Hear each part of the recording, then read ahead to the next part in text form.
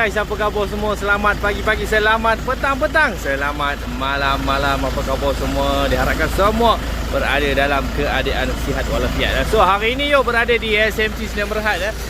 Simpan pula yang tepat mengecat dan membaiki badan bas dan juga lori. So hari ini kita nak buat sebuah review ringkas sahaja untuk sebuah bas CCT 8992. Tapi sebelum tu Yuk nak bagi tahu, waktu Yuk buat rakaman ni, bas ni tak siap lagi 100%, tapi disebabkan Yuk ada kekangan masa, tapi kita cuba juga untuk buat review pada kali ini. Apa yang kurang adalah lampu ni tak tempat nak pasang lagi dengan dia punya cover lah. Okey, tak apa. Yang lain semua dah komplit kita tengok. Tapi tak apa. Yang penting kita nak tengok wajah keseluruhan yang ada pada bas CCT 8992 ini. So, siapa yang belum lagi subscribe, boleh subscribe channel YouTube Legasi Bas Malaysia dan boleh follow Legasi Bas Malaysia di TikTok dan Facebook page Mr. Bas Yop DM. So, alang-alang dah kita berada di belakang ni, kita terus undur dan abaikan dua lampu, 4 buah lampu yang belum pasang lagi tu ya. Okey. So, bas ini dimiliki oleh Risti. Kejap lagi kita tengok dekat depan ada tulis lah Risti. So, ini bahagian belakang menggabungkan warna biru dan juga warna putih, manakala bumper ada sedikit nampak seperti warna kelabu sama macam tu. Code color untuk elite lines tu. So sesiapa yang nak menggunakan perkhidmatan bas Risti ni, kata silap saya daripada Johor, boleh hubungi nombor telefon yang tertera 019-741-1174 atau 0174-88594. La ilaha illallah Muhammadur Rasulullah. Selesai bahagian belakang, kita tengok bahagian tepi. Cantik kan? Warna biru kena pula dengan tu langit awan tu. Ngam lah warnanya, biru.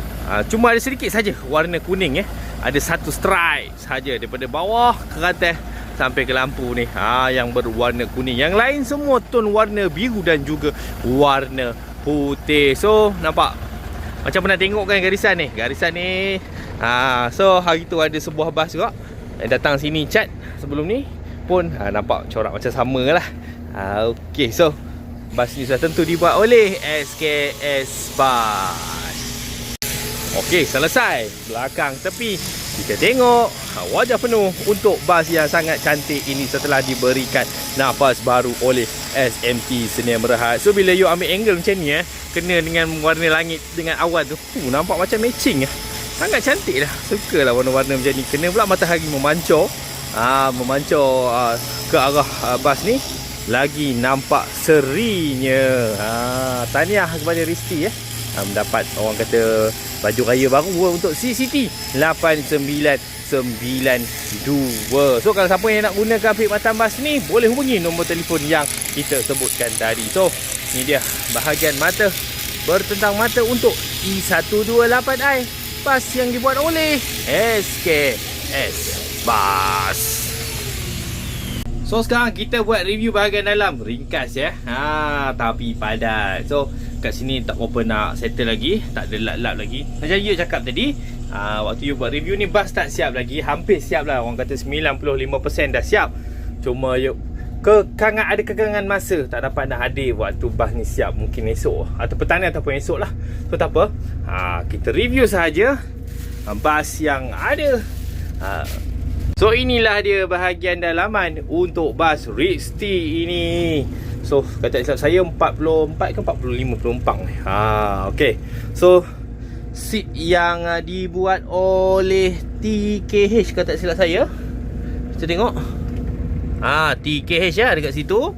Seat yang berwarna biru dan mempunyai corak berwarna-warni So ini pandangan daripada belakang. Terdapat sebuah televisyen yang besar nampak daripada belakang dah nampak dah televisyen ni besar. So adalah ni dia 44 penumpang. Tadi kita lupa nak tengok pemilik kat luar lah. So kita beralih kepada dashboard dan juga tempat duduk pemandu bas. So yang ini model E128.